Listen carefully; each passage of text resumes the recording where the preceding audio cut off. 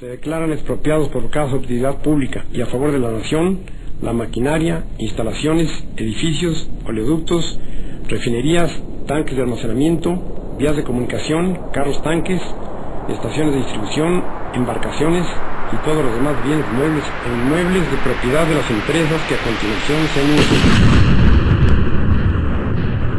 A las 10 de la noche del 18 de marzo de 1938, el presidente de la República, general Lázaro Cárdenas, leyó el decreto de expropiación de la industria petrolera. En todos los rincones de la República Mexicana, miles de hombres y mujeres respondieron al llamado del presidente para indemnizar a las compañías extranjeras expropiadas que se negaban a cumplir con los derechos de los trabajadores. El pueblo aportaba cuanto tenía. Las personas pudientes entregaban abrigos de piel, joyas, oro y plata. Los campesinos cooperaban con gallinas y puercos. Los obreros sus escasos salarios. Y hasta los niños cedían la moneda de $1 de su domingo semanal. Fue una gesta heroica del pueblo de México. Uno de los momentos más grandiosos de solidaridad y unión del pueblo apoyando a su gobierno. Nuestro país está en un grave riesgo. Nuestra industria petrolera y eléctrica también. Por convicción, apoya la filmación de la película 1938, cuando el petróleo fue nuestro. Vamos a defender el petróleo y la electricidad. Esta película es parte de ese esfuerzo. Es una portentosa historia escrita por Carlos Montemayor y Sergio Oljovich. Una historia necesaria. Se necesita obtener los recursos necesarios para realizar esta película.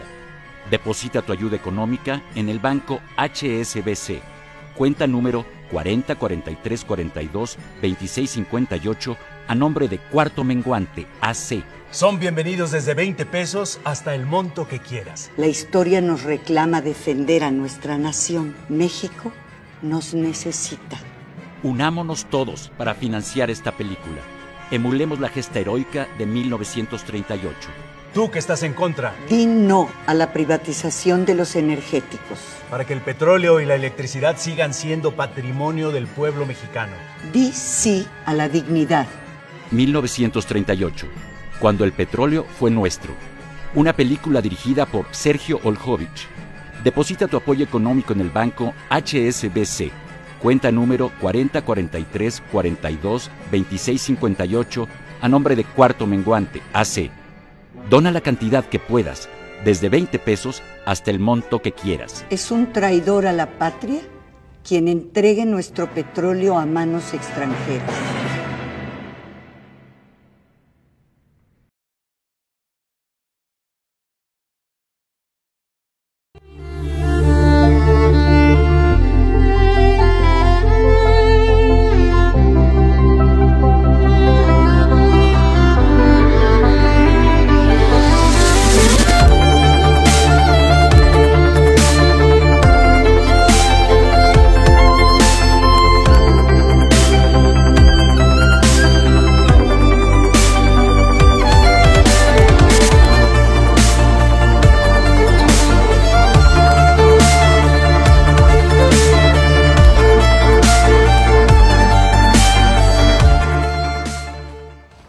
Pues buenas noches, bienvenidos a Vulnerable. Lo que no te mata te fortalece, pero bueno, estoy tan emocionada de volver a tener a mi lado al maestro Fernando, al licenciado José Luis Montañez y al maestro Ramón. Pues bienvenidos otra vez. Gracias, Luis.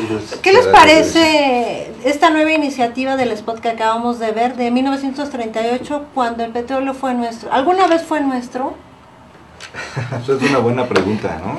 Es una buena pregunta y me parece que sí, ¿no? Me parece que hubo un momento de la historia nacional en la que efectivamente tuvimos la posibilidad de explotar los recursos naturales o los hidrocarburos de manera directa, ¿no? Es decir, también habría que ver la historia antes del 38, lo que representaba antes del 38 la participación de las industrias o de las grandes transnacionales y petroleras.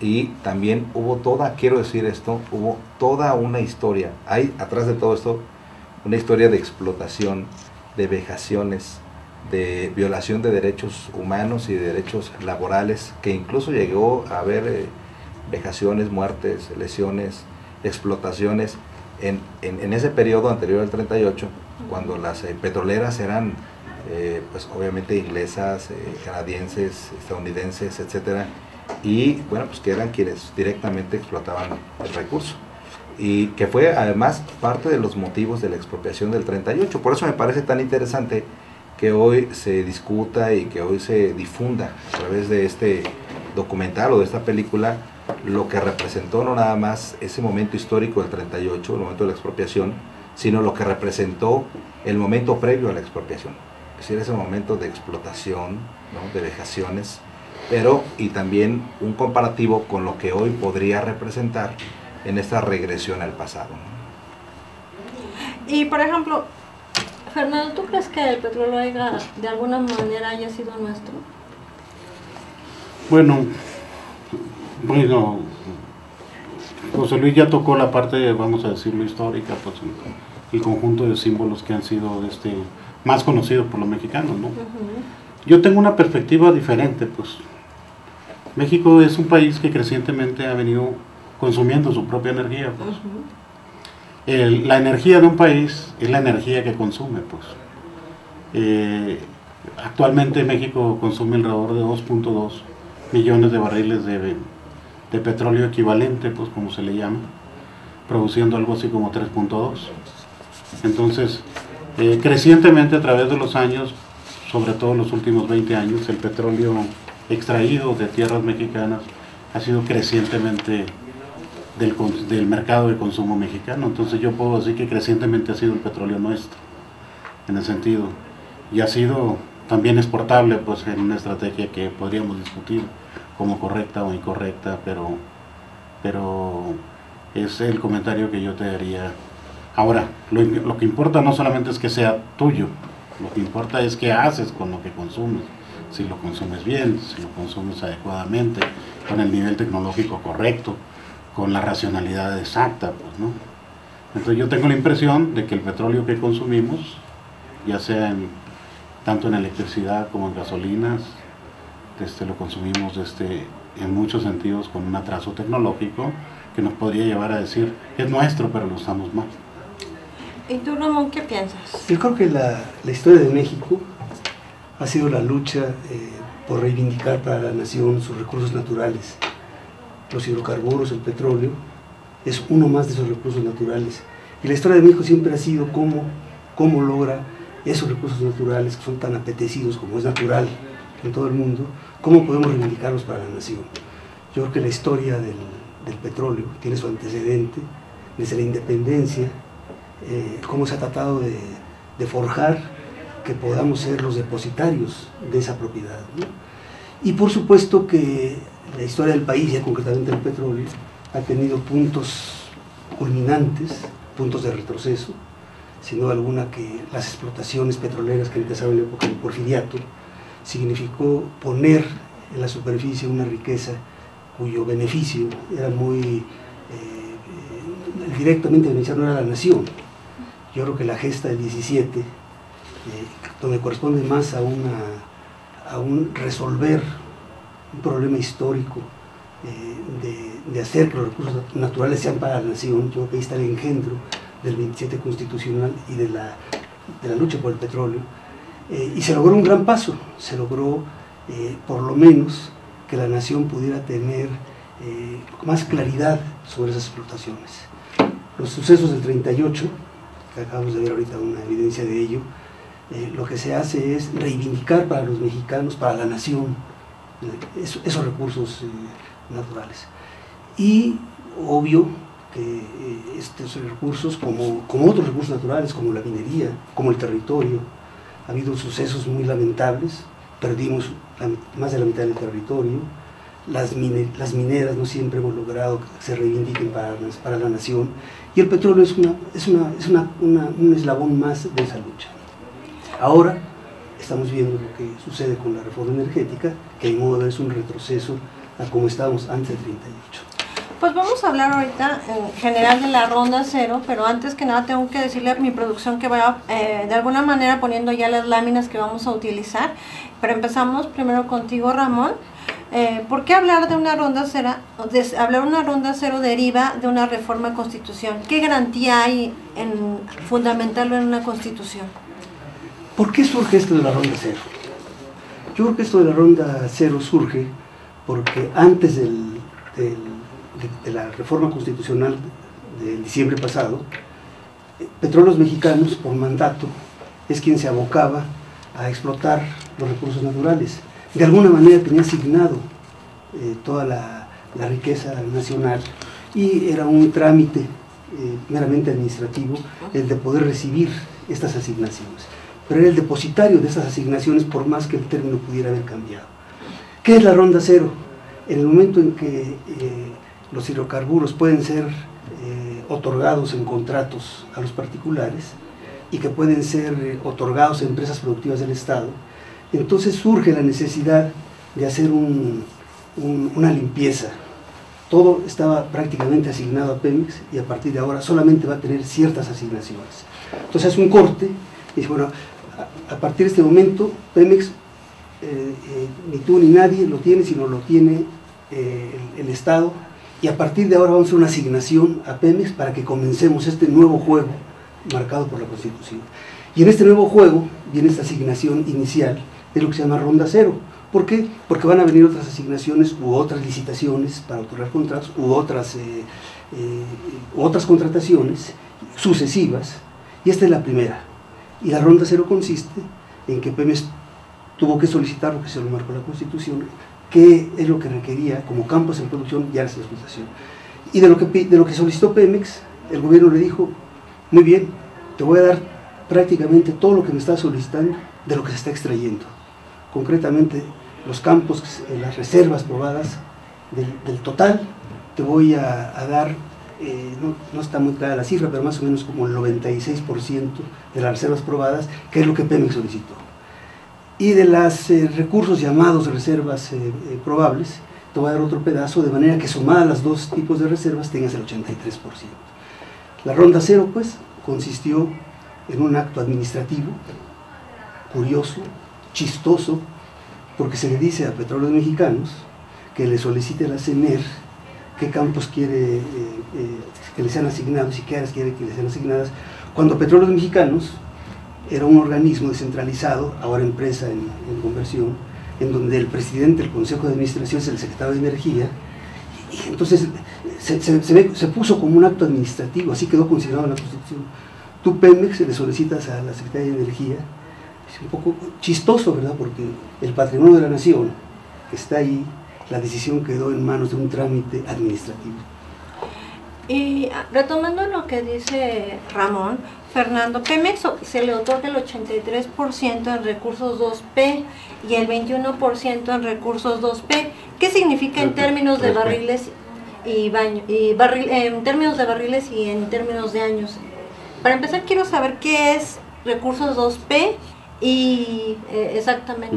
Bueno, los recursos 1P, pues aquí nada más voy a abundar lo que Ramón sintetizó de manera muy clara. Los 1P son los que tienen un porcentaje muy alto, pues, de poder ser extraídos, 90% y más. Los 2P son los que tienen de 50% o más, que han sido localizados de tener reservas extraíbles.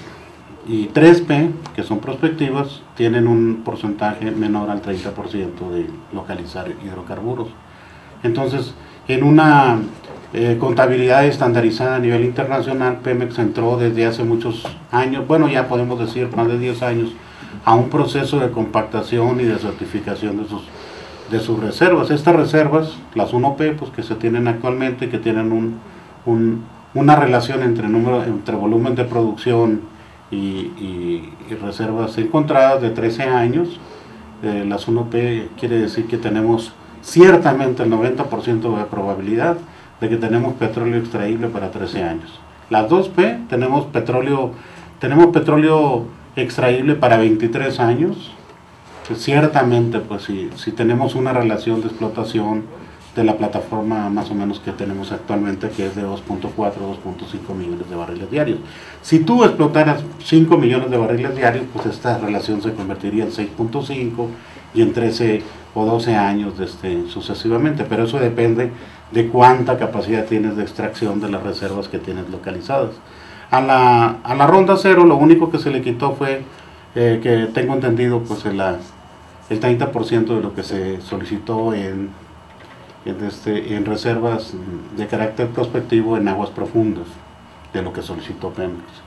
De tal manera que podemos decir que de lo que más o menos explorado en aguas profundas Pemex, sobre todo en el Valle Perdido, pues como le llaman, enfrente de Tamaulipas, pues esas reservas en aguas profundas quedarían bajo control eventualmente de Pemex, aunque hay mucho debate sobre eso. Yo nada más quiero decirte una cosa, la solución, y reivindico lo que dijo Ramón en el programa pasado, la solución fue cuerda, fue prudente, o sea, realmente podemos decir que el resultado de la ronda cero fue sorprendentemente nacional, pues como se dice, porque se especuló mucho de que a partir de la ronda cero iba a haber decisiones donde se desmantelaba Pemex y todo eso.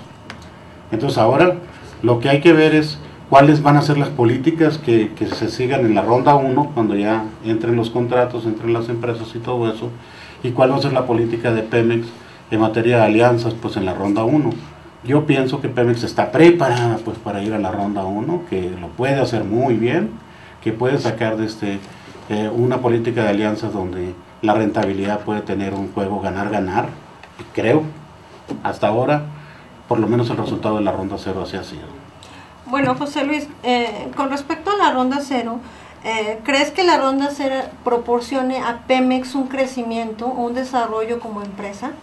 Pues no, mira, desde mi punto de vista, yo creo que la ronda 0 va a permitir que Pemex mantenga su nivel de producción, ¿no?, que ha venido realizando en los últimos años, lo decía muy bien Fernando, durante los siguientes 15 años, ¿no? Es decir, de esta ronda 0, que además valdría la pena que aclarara, lo hizo muy bien Ramón, por cierto, pero quizá valdría la pena un poco explicarle a quienes hoy nos están viendo, que la ronda 0 no es más que la posibilidad que se le dio a Pemex de que antes, digamos, de que empiece el proceso de licitaciones o de contratación o asignaciones, se le da la posibilidad en este previo, digamos, a Pemex para que diga cuántos o qué porcentaje de las reservas que ya hoy tiene probadas quiere, o de los proyectos que están en operación, quisiera mantener activos o quisiera mantener en producción.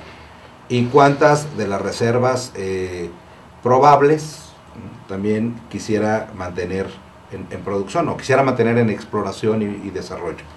Y asimismo, bueno, que son estas que se les llaman las 2P, ¿no?, las famosas reservas probadas y probables. Y lo decía muy bien también Fernando, las 3P son aquellas que son posibles, ¿no?, pero que estas, bueno, ni siquiera entran en la ronda 0, sino que estas forman parte ya de la ronda 1. Y la ronda 1 es aquellas donde ya Pemex y los particulares o las empresas privadas pueden entrar en un proceso de licitación y de adjudicaciones, ¿no? Yo te contestaría de la siguiente manera, mira, en relación con lo que Pemex tiene, porque Pemex de lo que solicita se le asignó exclusivamente el 83%, ¿no?, de las reservas probadas y el 21%, lo decías tú muy bien, de las reservas probables. Aquí, más que el asunto de si va a representar un avance para Pemex, lo que yo te diría es cuánto representa más bien en términos de pérdida, porque de estas reservas, es decir, que fueron probadas, Pemex realizó una inversión de exploración de infraestructura para el desarrollo de la extracción de este crudo. Aproximadamente esta inversión se hizo o se previó para que pudieran extraerse 26.200 millones de barriles de petróleo crudo equivalente. De estos 26.200 millones, ese 83% representa que Pemex únicamente puede extraer alrededor de 20.589 millones de barriles. Es decir, hay un diferencial de 5.600 millones de barriles de petróleo crudo que van a poder licitarse, que en esta misma ronda 0 van a poderse adjudicar, ¿no?, a los particulares.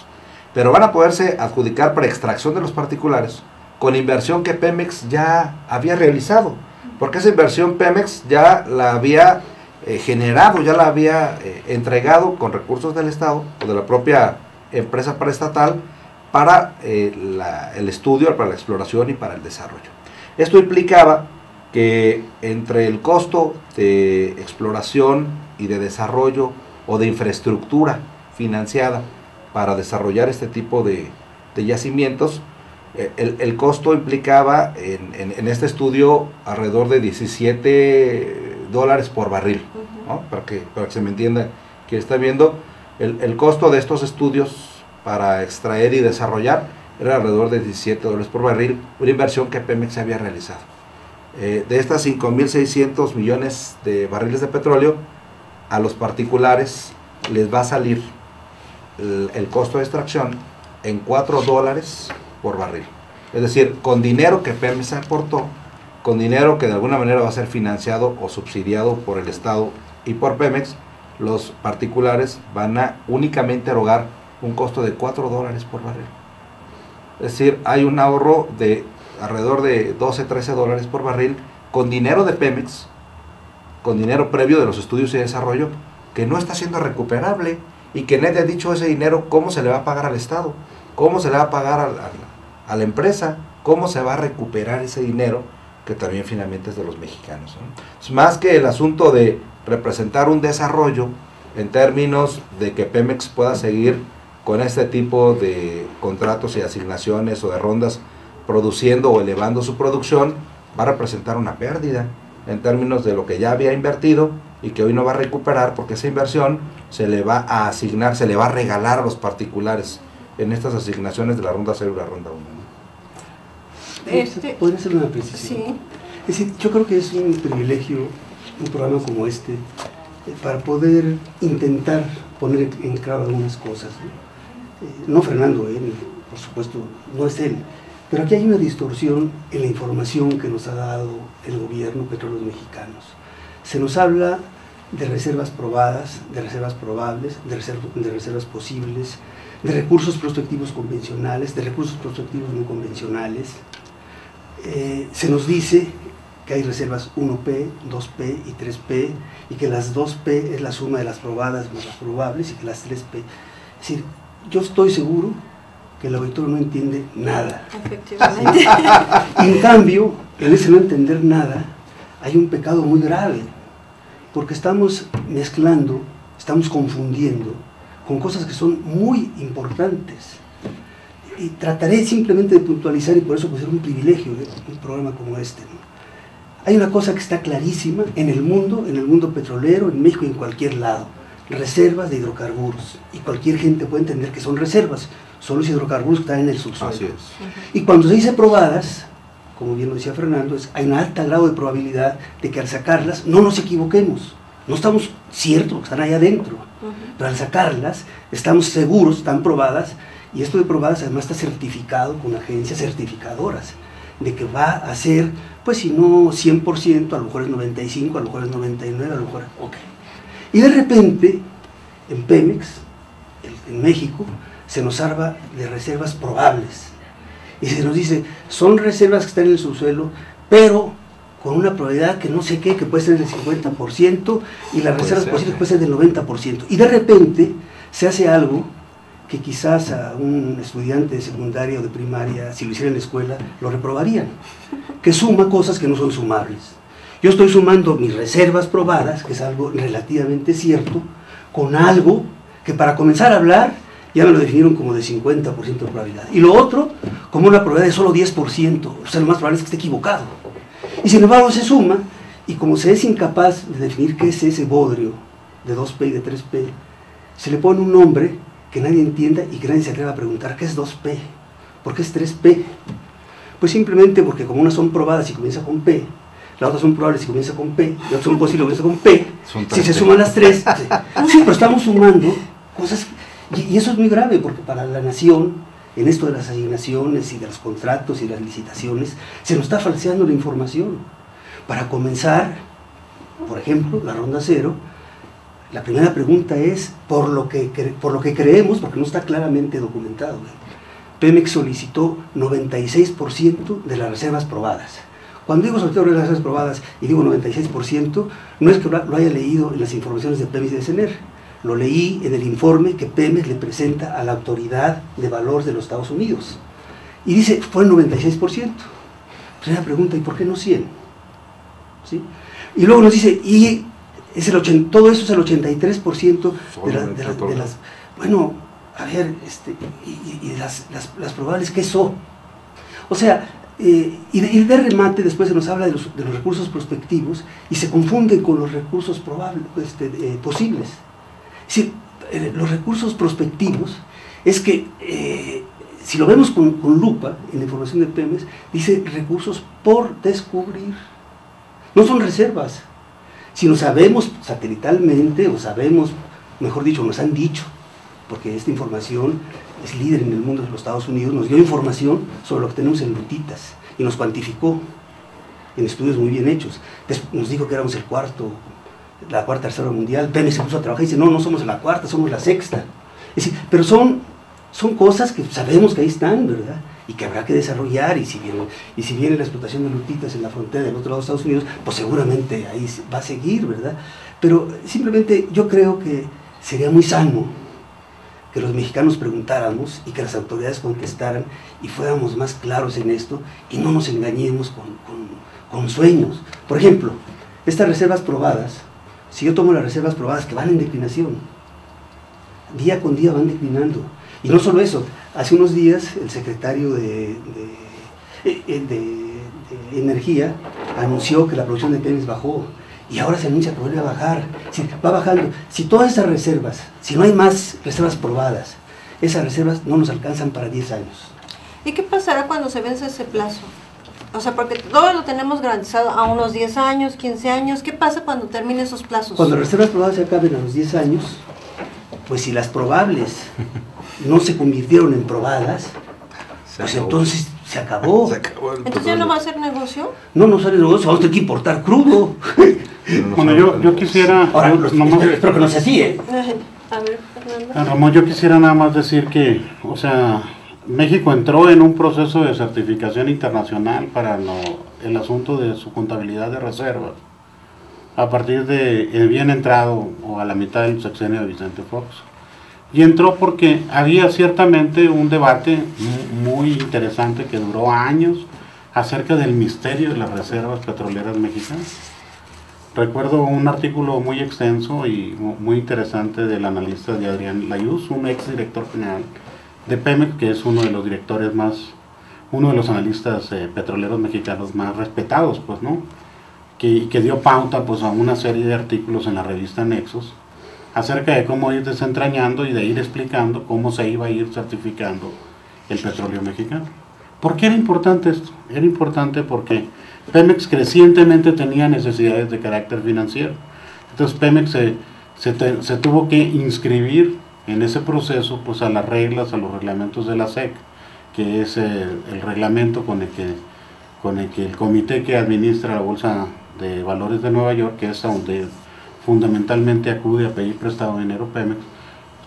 Los inversionistas que le prestan dinero a Pemex le dijeron, espérame, yo necesito que tú me certifiques las reservas con estas reglas. Estas reglas que tiene la Shell, estas reglas que tiene la British Petroleum, las que tenemos en China, las que tenemos pues prácticamente en el mercado internacional. Es por eso que se hace esta certificación. Y cosa curiosa, pues las reservas mexicanas que estaban ponderadas en alrededor de 50 años de existencia, repentinamente bajaron a 12, 13 años de existencia, precisamente por ahí en el año 2004, 2005, por ahí. Exactamente en el momento en que Cantarell tenía una producción de más de 2 millones de barriles diarios. Entonces hago todos estos datos para decir, o sea, la forma en la que están cuantificadas las reservas, nunca jamás en la historia de Pemex, jamás las reservas han sido más precisas que hoy. En el pasado había muchos asegúnes, se decía, etc. ¿Y por qué es importante esto? ¿Por qué tiene que ser preciso de acuerdo a la certificación? Es preciso porque Pemex debe decenas de millones de dólares. Si las reservas no fueran precisas en su contabilidad, la tasa de interés que paga Pemex por los préstamos internacionales que tiene serían mucho más altos. Ese es el costo. No se puede dar el lujo a la empresa en este tipo de cosas. Gracias a la apertura de carácter financiero, ahora los mexicanos tenemos esta transparencia en la información que no tuvimos en el pasado. Ahora, simplemente acoto esto. A mí me parece que de todos los procesos que se dieron desde la reforma de diciembre del 2013 en materia petrolera, a pesar de sus premuras y todo esto, hubo un documento que a mí de manera particular me impresionó en el proceso legislativo. Y ese documento es, Ramón, de manera particular, la forma tan inteligente, tan estratégica, tan claridosa con la que la administración de Pemex justificó en marzo la estructura de la petición de la Ronda Cero. De hecho, esta justificación, este recorte del problema para pedir lo que pidió Pemex, causó mucho malestar en muchas esferas del gobierno. De manera particular, por ahí algunos funcionarios de CENER, o sea, prácticamente se disgustaron absolutamente por lo que vieron por parte de Pemex, cómo lo argumentó, de qué manera lo pidió.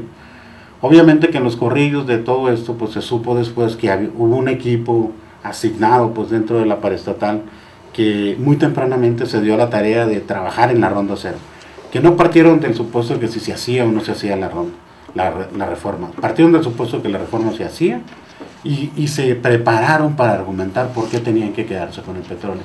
Ahora, afortunadamente, ya vimos que el gobierno se reconoció esas razones como buenas y que prácticamente Pemex ha ganado lo que tenía, prácticamente lo que tenía.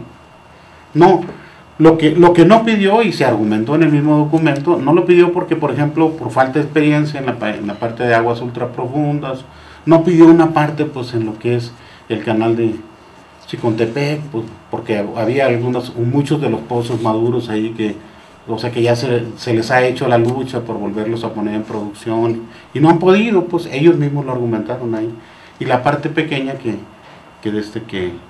perdieron pues en el norte del país por razones precisamente también de petróleo recuperable, que está probado pero que es difícil de extraer. En fin, a mí me parece que el público debería tener acceso más diáfano a esto, y ya lo dijimos en el programa del pasado, pues o sea, esto debió haberse discutido más, no se hizo, pues. Pero la parte de Ronda Cero sí fue un documento público que está en el portal de Pemex, incluso en este momento. Es una versión estenográfica, ¿no? También. No, y el documento ejecutivo. Es un PowerPoint. Los mexicanos no conocemos la solicitud de Pemex y no conocemos la respuesta. Lo que conocemos son versiones de PowerPoint, son versiones estenográficas, son documentos de divulgación. Hay la promesa, porque ya se hizo la promesa, de que se va a dar a conocer la solicitud de Pemex. No se dijo que no se daba a conocer porque era información confidencial. Sí. Y yo creo que todo está muy bien o puede estar muy mal. Lo que no se vale es que la base de las decisiones empecemos con juegos de sumar probadas con probables en vez de dar respuesta a lo que la Constitución dice. La Constitución dice campos en producción, áreas en exploración. ¿Cuántos campos en producción son los que se solicitaron? ¿Cuántos se asignaron? ¿Quién sabe? Seguramente, yo no estoy diciendo que están inventando. La calidad técnica de Pemex, yo no la pongo en entredicho. Ramón, yo algo que tengo muy presente es que la transparencia en Pemex no es su fuerte, a mi criterio personal.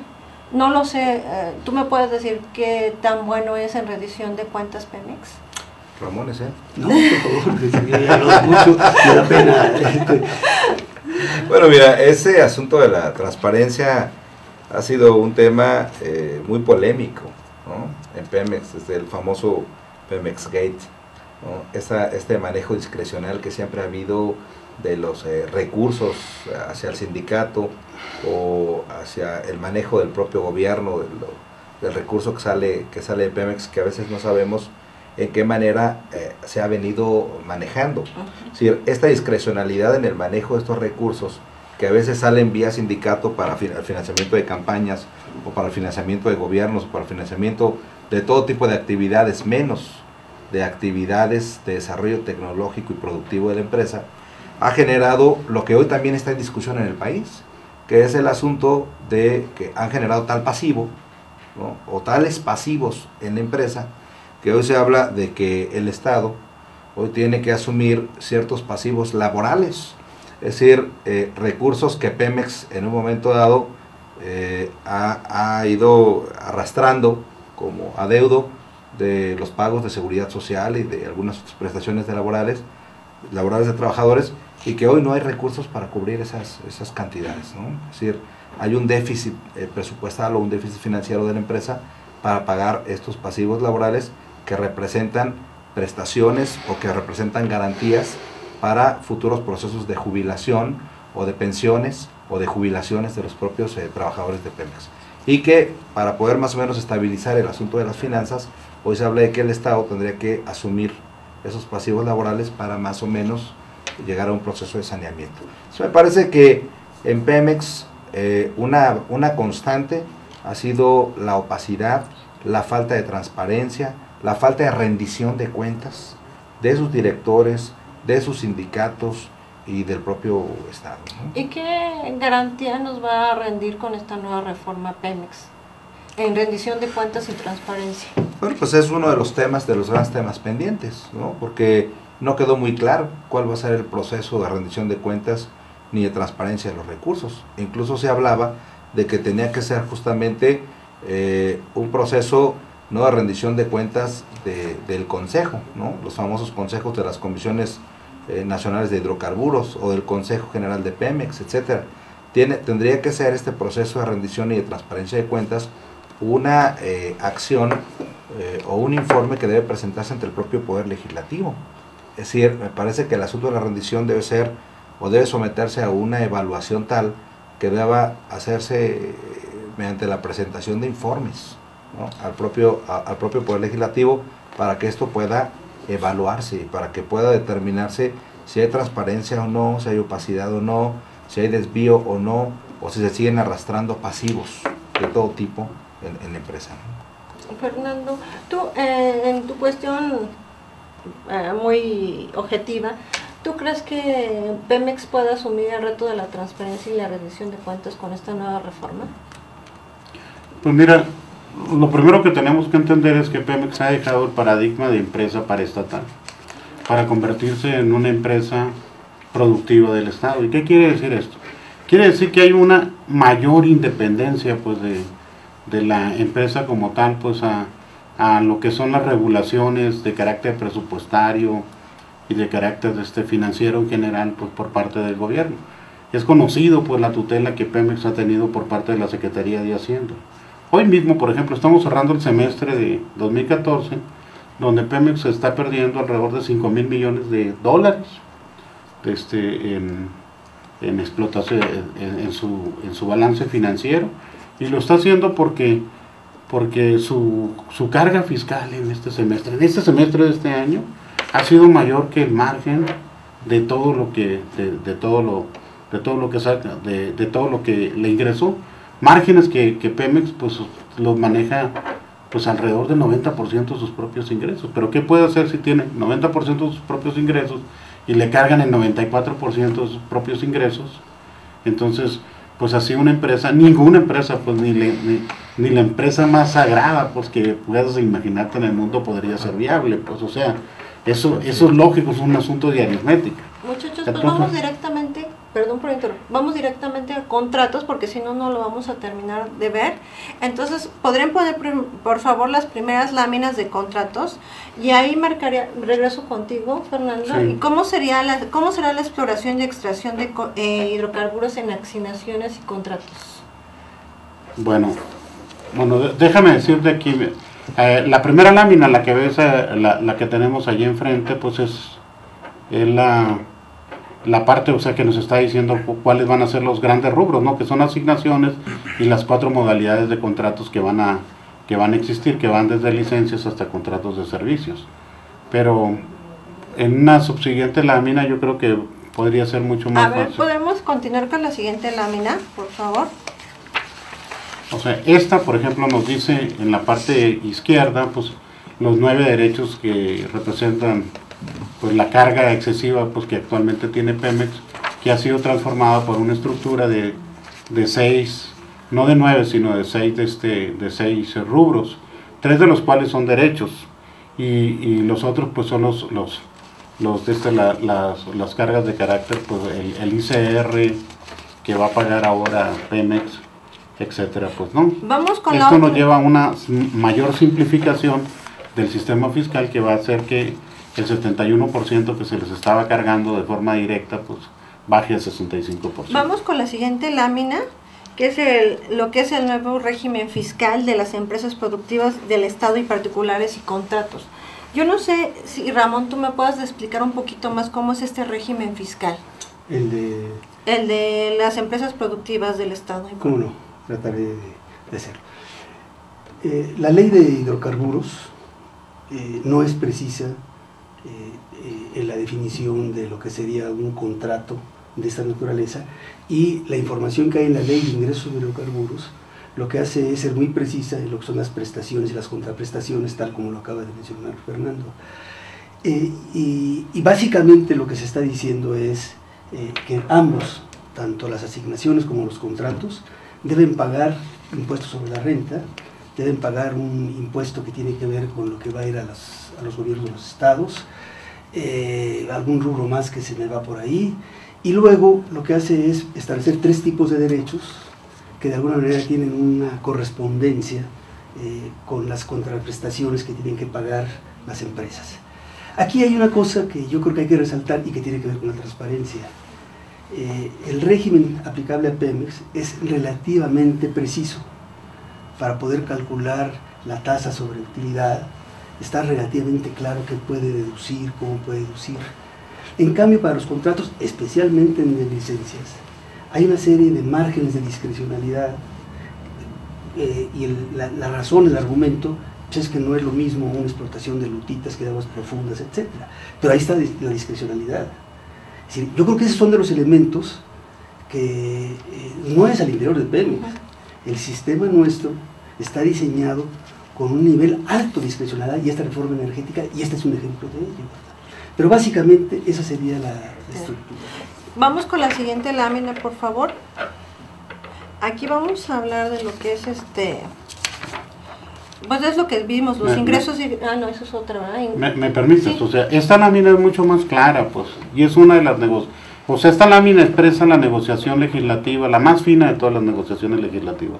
Hay que decir, miren, la iniciativa del Ejecutivo prácticamente venía un gran poder por parte del Banco de México en el acopio del dinero petrolero, y dejaba prácticamente a Hacienda para copiar el control únicamente del ICR. Pues. Entonces la negociación, los vaivenes, los pesos y contrapesos en la negociación del dictamen llevó a esta solución, y esta solución nos lleva a lo siguiente. Pues ustedes pueden observar en las partes de arriba, pues la parte de arriba, que las asignaciones, todos los impuestos van a ser acopiados, van a ser recogidos directamente por Hacienda en lo que se refiere a las asignaciones. Todos los impuestos de Pemex van a ser acopiados, que es el ICR y el impuesto por actividad de explotación y extracción de hidrocarburos. Mientras que los impuestos de los contratos, también el impuesto sobre la renta y el impuesto por actividad de exploración y extracción de carburos va a ser acopiado por Hacienda. Pero las contraprestaciones, que incluyen los 3 derechos fuertes, pues que va a pagar Pemex, y por parte de los contratos, la cuota, la regalía, los bonos, las contraprestaciones, van a ser acopiados por el Banco de México. De tal manera que los mexicanos vamos a tener una idea clara, por un lado, cuántos impuestos pagó Pemex, o sea, cuánto pagó por sus 2 conceptos, y cuántos impuestos pagaron las empresas por los 2 conceptos que son equivalentes, espejos vis a vis. Pero más importante quizá es que en el ámbito de las contraprestaciones vamos a tener los 3 derechos de Pemex por un lado y los 4 conceptos de los contratos por el otro lado. De tal manera que lo que finalmente salió de la negociación, no solamente entre los partidos en el legislativo, sino en la negociación entre las agencias del gobierno, es decir, entre Banco de México y Hacienda, lo que vemos aquí es un sistema de espejos. Vamos a tener en 2 partes del espejo, pues Hacienda versus Banco de México, y por el otro lado contratos versus asignaciones, de tal manera que en el futuro vamos a tener la probabilidad, y si esto está obviamente pues certificado por los prestamistas, pues que son los que al final de cuentas obligan a que las cuentas estén claras, yo confío más en los sistemas financieros para clarificar cuentas de corporaciones que en los sistemas de regulación gubernamentales. vamos a tener la manera de ver pues el cuadrado de espejos acerca de cuánto contribuye cada ¿Qué quien. piensas de lo que dice Fernando? A mí, con toda honestidad, yo te diría que esta negociación que se ha hecho en materia de ingresos y de contratos, me parece una de las negociaciones más lesivas y más abusivas que se han hecho en contra del Estado. Y primero te diría, yo soy abogado y quisiera referenciar lo que implica el término de lesión en términos jurídicos. Dice que hay lesión cuando en un contrato bilateral, es decir, en un contrato entre dos partes, una parte recibe prestaciones totalmente desproporcionadas en relación con las prestaciones o con el servicio que otorga. Es decir, hay un contrato en donde el Estado realiza ciertas prestaciones, que es otorgar los recursos, otorgar la infraestructura, otorgar los derechos, etcétera, pero a cambio de eso recibe una contraprestación mínima en relación con las ganancias que se llevan las empresas. Esto no solamente me parece lesivo, me parece sumamente abusivo y sumamente dañino, ¿no? Perjudicial en relación con los derechos y con el patrimonio nacional. Y lo voy a explicar por qué. Mira, en el asunto de los ingresos, bueno, el asunto de las asignaciones primero, que se dan exclusivamente en relación con las empresas productivas del Estado, hay o sigue habiendo una carga fiscal sumamente alta, aún con estos derechos y estos impuestos que dice Fernando que han disminuido. La carga fiscal para Pemex sigue siendo por arriba del 60%, del 65%, lo que va a tener que seguir pagando en impuestos. Pero en cambio, en el asunto, por ejemplo, de las otras formas de contratación, que son las licencias, los contratos de utilidad compartida y los contratos de producción compartida, ahí ya puede o no haber participación de las empresas productivas del Estado. Es un órgano intermedio que se llama Comisión Nacional de Hidrocarburos quien determina en estas licitaciones a quienes asigna esas licencias o esos contratos para exploración y para extracción. Pero cuando son particulares, yo te diría, por ejemplo, en el caso de las licencias, tiene que pagar el particular un famoso bono a la firma, más una cuota de exploración y más ciertas prestaciones al Estado o contraprestaciones al Estado que en suma pues no rebasan, digamos, el 20 o el 25% del total del valor de cada barril de petróleo. Pero todavía es más alevoso cuando se trata de contratos de producción y utilidad compartida, que son como contratos de asociación, donde entra el Estado con Petróleos Mexicanos y donde en estos famosos contratos de asociación, la empresa, para poner un ejemplo a quienes nos están escuchando y viendo, de cada barril de petróleo que se extrae, que pudiera tener en el crudo un precio de $100 por barril, para ejemplificar, hay que pagarle a la empresa que extrae o que explore, que extrae este crudo, el total de los costos de inversión. Vamos a pensar que el total de los costos hayan sido el 50% del valor del barril, ¿no? $50 de los 100 que tiene el costo de un barril. De eso al Estado únicamente se le entrega una famosa regalía y una famosa contraprestación más un bono por exploración.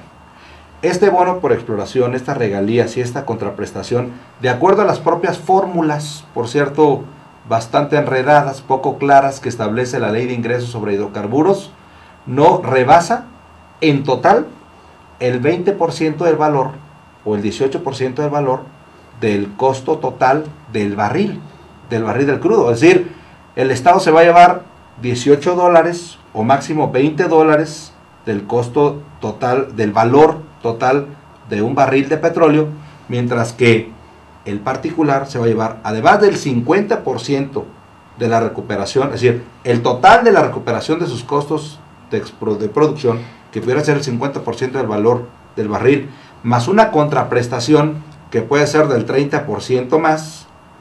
Esas van a ser las ganancias del particular, ¿no? Estos dineros llega a un fondo mexicano del petróleo, y este fondo mexicano del petróleo se encarga de entregarle a cada parte lo que le corresponde. Al Estado el 20% y al particular el 80%, que implica la recuperación de sus costos más sus contraprestaciones o lo que le llaman la utilidad operativa. Pero peor aún, hay una doble defraudación al Estado, porque no nada más se le quita la posibilidad de que obtenga mayor porcentaje de la renta petrolera, sino que una buena parte de los impuestos, sobre todo del ISR, que debiera pagar la empresa al Estado, son deducibles. José Luis, se me acabó el tiempo, pero quisiera yo dejarlos con otra invitación, pero vamos a... Faltaron muchos temas, Luisa. No sé, yo creo que vamos a dejar descansar una semana y volvemos a seguir, pero bueno, eso sí quiero que en 2 palabras me digan qué significa para ustedes los contratos. Pues a mí me parece los contratos, en 2 palabras, una forma de extorsión y defraudación del Estado. Ramón. Yo creo que es una expresión jurídica inacabada, mal hecha, poco transparente, que va a tener serias implicaciones para los ingresos del gobierno federal, para los mexicanos, y que además va a ser un factor más para la corrupción y para la falta de transparencia y claridad en el manejo de las finanzas. Los mexicanos no nos chupamos el dedo. El Fondo Mexicano para la Estabilización que se establece para esto, algo que puede verlo después, si no confiamos en la Secretaría de Hacienda como tesorería, cambiemos las leyes, cambiemos lo que tengamos que cambiar, pero no creemos un organismo en donde además la mayoría del comité técnico para el manejo del fondo es por independientes que no son del Estado, porque no confiamos en el Estado. Pues vas tú, Fernando.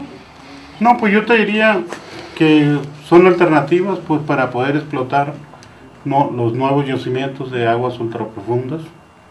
Son alternativas para ver la escala pues a través de los cuales se puede hacer las explotaciones de los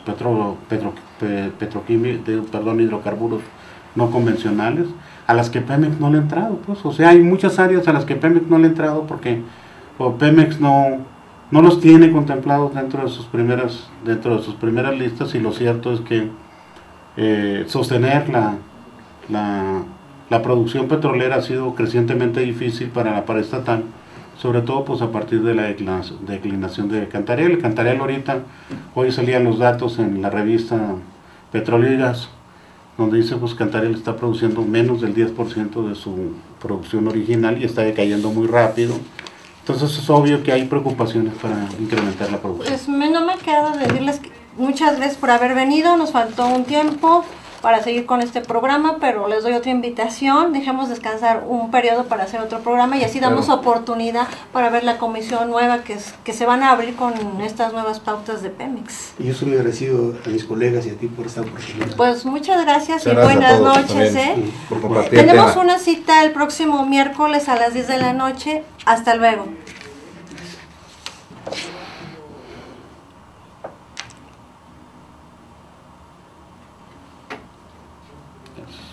Pues aquí casi salí de lado, pero...